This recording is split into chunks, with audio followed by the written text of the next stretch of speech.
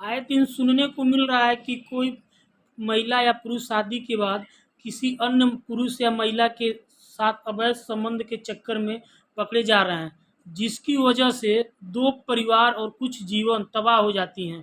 नमस्कार, मैं विश्वजीत राय और आप देख रहे हैं सफल समाचार।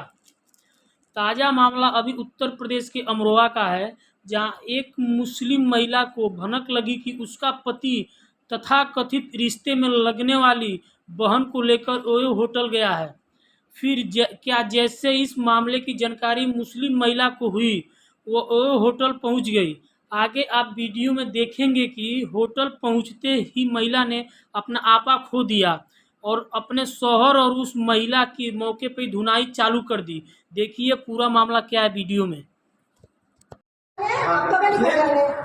आज जब नहीं खोलेंगे कहाँ दीवार भी तोड़ोगे और कुछ भी हो जाए।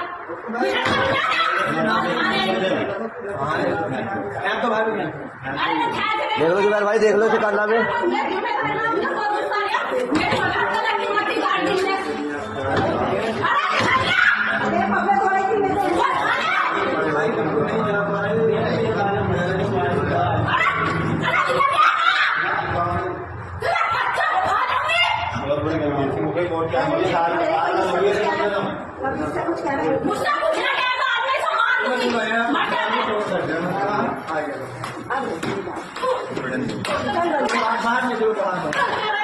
तुम एक के सामने बड़ी गाड़ी दो, आने वो ऐसा के ऐसा एक के सामने तो बड़ी गाड़ी दो।